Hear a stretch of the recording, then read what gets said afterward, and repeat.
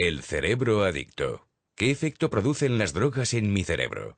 ¿Es posible tener adicción a Internet? ¿Por qué se produce una adicción?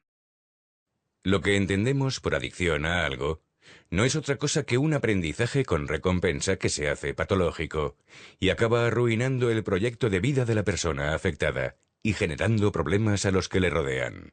El consumo crónico de drogas, alcohol, tabaco o los comportamientos adictivos a los juegos de azar o la suplantación de la identidad en Internet se apropian del circuito de recompensa, elaboran un condicionamiento y llegan a afectar no solo al funcionamiento, sino también a la estructura cerebral.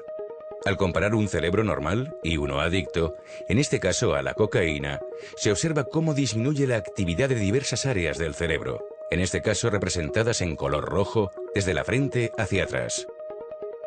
El riesgo y la aventura, la curiosidad por lo desconocido, generan un placer innato, mayor o menor según el temperamento de cada uno.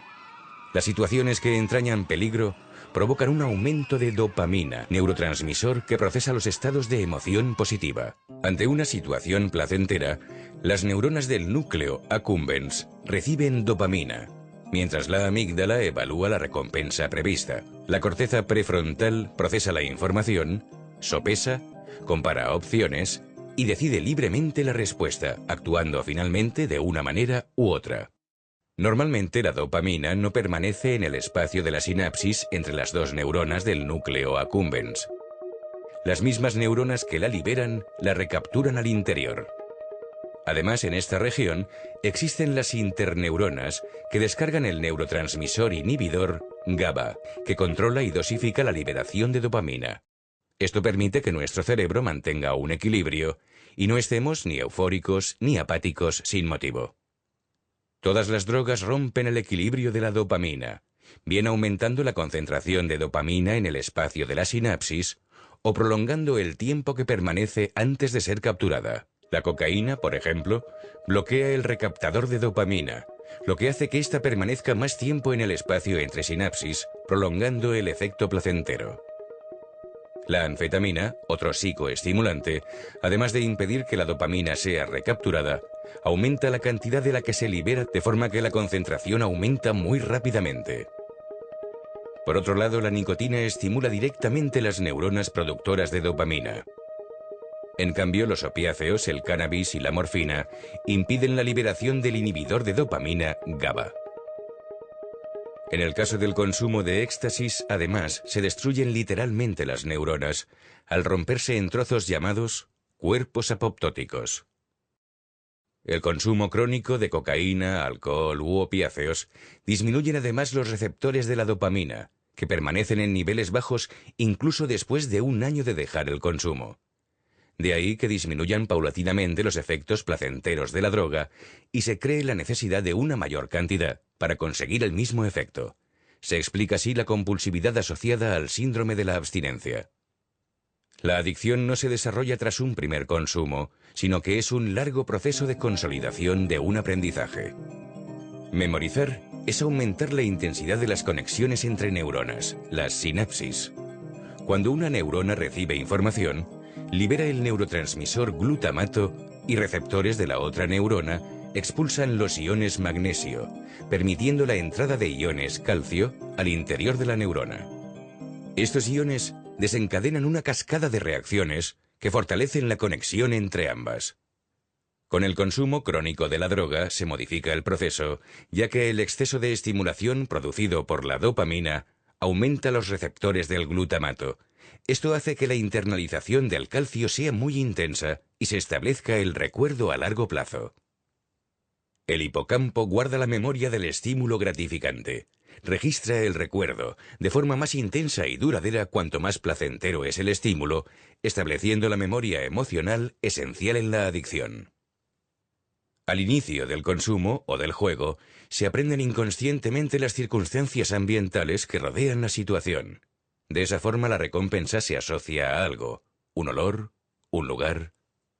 El aprendizaje de los pasos para conseguir el objetivo placentero crea la memoria procedimental que requiere el tálamo, el cerebelo y el núcleo caudado.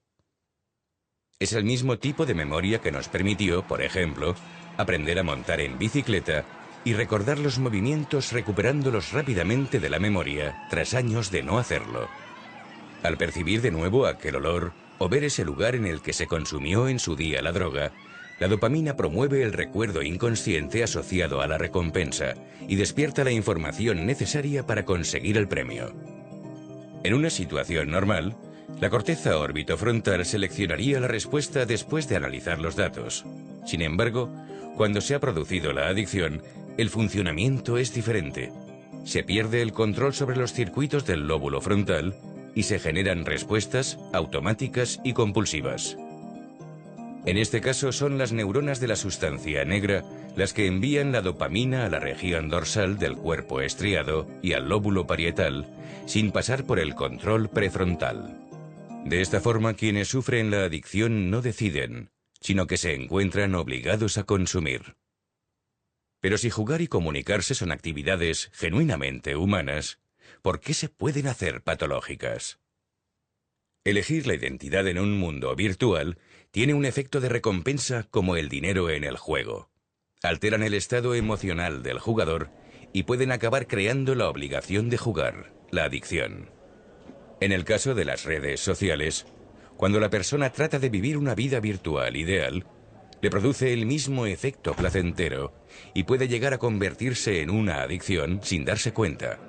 En realidad, actividades que nos generen un efecto placentero tan normales como utilizar los dispositivos móviles o Internet, al producirse por efecto de la dopamina, si se hacen sin medida, pueden convertirse en adicción y, por tanto, incontrolable y obsesivo.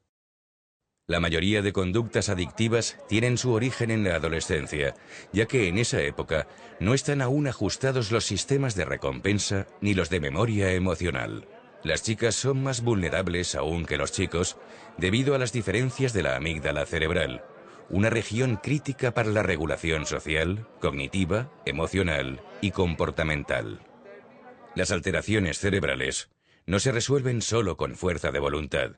Sin embargo, la prevención, el autocompromiso de limitar el propio terreno de actuación para protegerse contra las imprudencias, es capaz de frenar el impulso placentero. Una asignatura optativa denominada Felicidad, dirigida por Ernst Fritz Schubert en el Instituto Willy Hellpack de Heidelberg, pone de manifiesto que el gusto por vivir y el desarrollo de la personalidad se pueden enseñar. Con sentido de la vida, que permite analizar los problemas y dominarlos, se puede experimentar el estrés en forma positiva, como estímulo para vivir y convivir. Los alumnos de Felicidad reconocen haber dejado de fumar compulsivamente o consumir hachís. El convencimiento de tener el destino de uno mismo en las propias manos, superar una crisis y no estar solo, suponen una buena prevención para no caer en la destructiva red de las dependencias y adicciones.